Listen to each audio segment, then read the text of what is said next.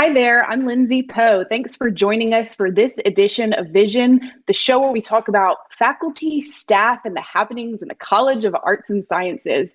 On today's show, we have a familiar face, Dr. Rachel Allison. She is from the Department of Sociology and was on the show a couple of years ago. Thank you so much for taking the time today, Rachel, to be with us and talk about what a busy couple of years you've had since we last saw you. Yes, thank you so much for having me on Vision today, Lindsay. It's great to be here.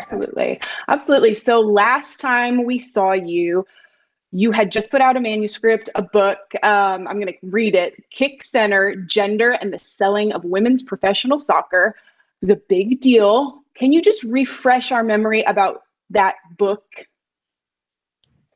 Of course.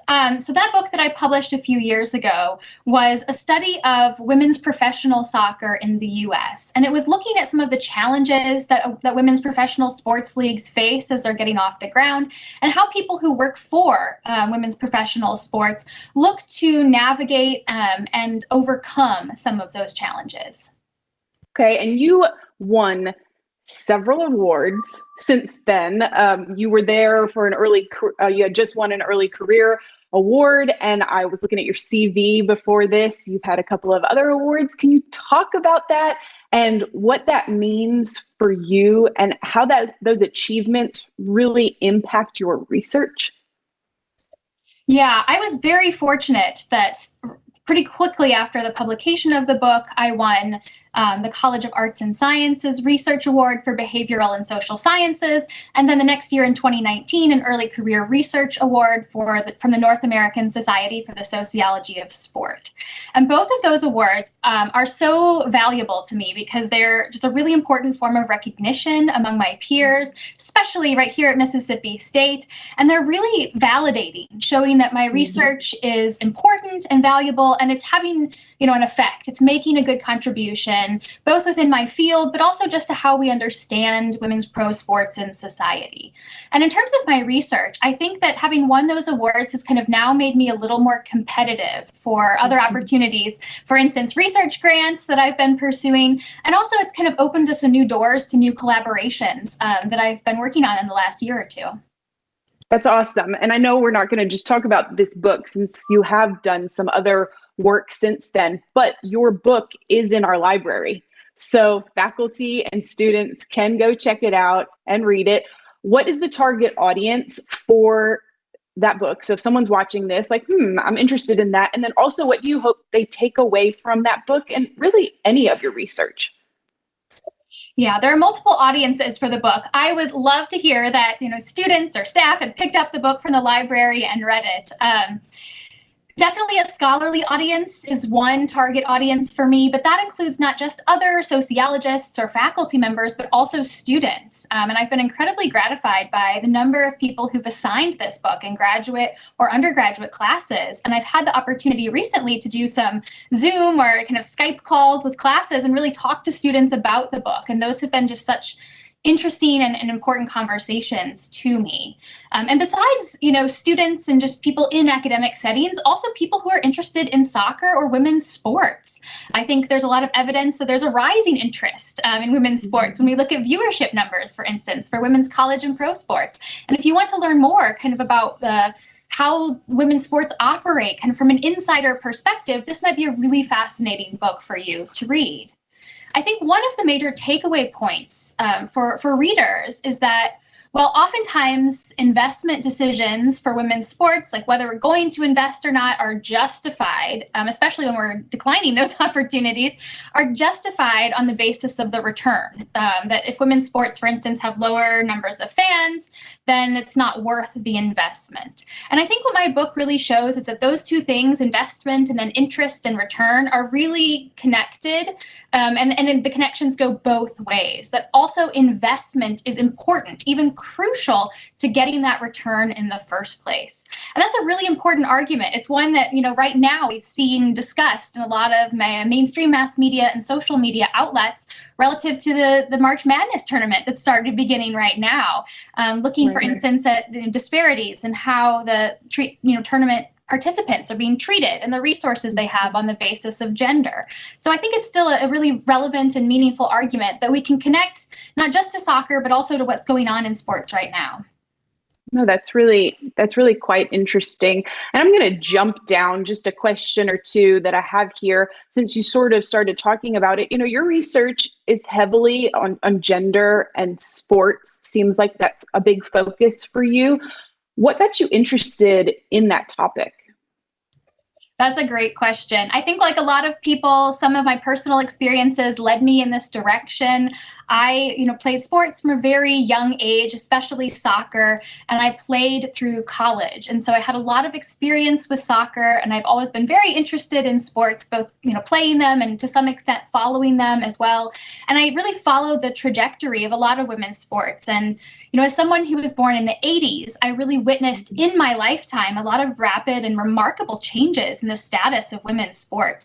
And when you see a lot of that change happen, going from as a child, like having almost no women's sport available on TV, except maybe in the Olympics, to now being able to watch a lot of women's sport, although still not as much as men's, seeing that change really gets you thinking about why and how it's happening. And so I think just watching what's happening in the landscape of sports over time really sparked a lot of my interest in the topic. Oh, that's awesome. I played soccer too, not as far into my career as you did. I think we talked about that the last time.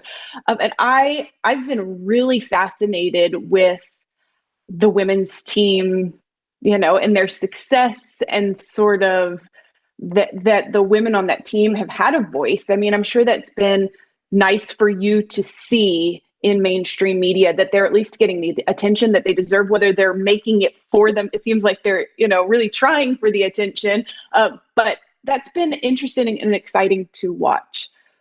Oh, absolutely. Since I published the book in 2018, one of the major changes that I've seen has been in what we're calling this new wave of athlete activism and advocacy. And a lot of that has been led by women athletes who are fighting not only for greater resources for themselves, but also fighting for a variety of social or political causes that they really care about and are invested in, and who are also fighting their historical and ongoing invisibility in mainstream media. I'm thinking, for instance, of, a group of women athletes, including Chloe Kim and Sue Bird in women's basketball, who just formed a new media company called Together to produce media about women athletes themselves, because it's often lacking in other outlets. That's really interesting. Do you feel like it's trickled down to collegiate sports? I mean, we have soccer at Mississippi State. Have you been able to, kind of get with them and talk to them about what's going on and your research? I haven't. I certainly have not had those conversations, although I would certainly love to. I will say, though, I was so excited when I first got the job here in 2014 because we have, a women's soccer team, and I have gone to games every season, and I just love it. I love the environment. I love our facilities here, and I've really enjoyed watching the team. So I certainly hope to continue to be involved as a fan. Yeah, absolutely. Okay, so let's talk about some of your recent research. You have been very busy. Two recent works: a rich white kid sport, hometown socioeconomic, racial, and geographic composition among U.S. women's professional soccer players. You talk about that, since we're sort of on that conversation right now anyway. Yeah, of course. That's definitely a mouthful of a title, isn't it? It was. As some people watching this may know, in 2018, the former goalkeeper for the U.S. women's national team, Hope Solo, appeared publicly at a soccer conference, and she called soccer a rich white kid's sport. And she was talking about the ways that especially the kind of private pay-to-pay pipeline in youth soccer into more elite levels of competition often prices a lot of people out, particularly those from the poor and working classes and a lot of people of color. And despite her comments, we don't have a lot of solid empirical evidence that this is the case, even though we know, for instance, that competitive youth soccer is often very expensive and thus exclusive. And so one of my colleagues in the sociology department his name is Raymond Barenko, we wanted to investigate this and really essentially examine the question of whether soccer was a rich white kid sport. And that's kind of challenging because there isn't a lot of good data on players' own racial or class identities or backgrounds. we don't always know, for instance, the socioeconomic status of the families that players grow up in. But we do have a lot of public data on where people grew up.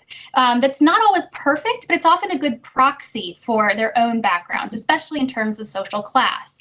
And so we took a sample of women professional players who played between 2013 and 2018, and we looked at the places where they had graduated from high school. And we were able to link those places to US Census data to look at, whether, for instance, the average household income in those places was greater or less than the national average. And, maybe it's not surprising, but we did find evidence that, yes, soccer is something of a rich white kid sport, and that women who play professional soccer come from places that are whiter on average and are more class privileged than national averages.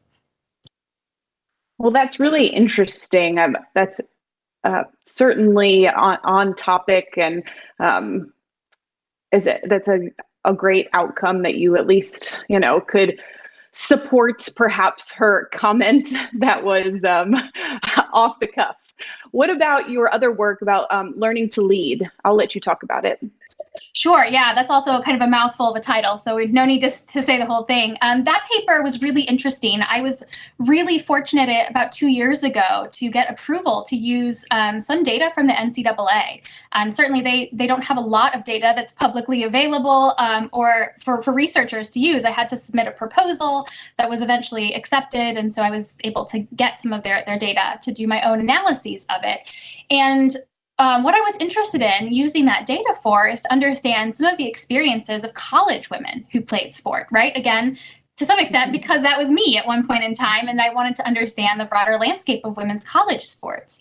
And what I wanted to understand was how college sportswomen felt about their experiences and whether those experiences contributed to what we call life skills, right? Things like leadership ability, teamwork,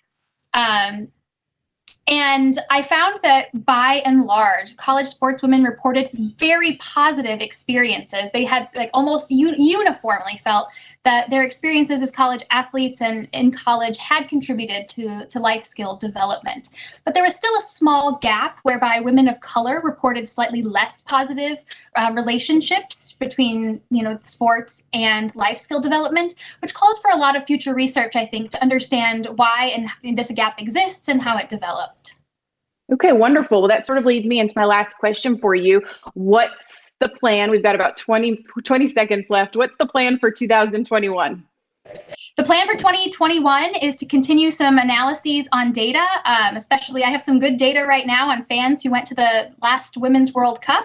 So I'm going to be analyzing those data and hope to be publishing some new things. Well, awesome. Thank you so much for joining us this afternoon for Vision. And thank you all for joining us as well. We'll see you next time on Vision.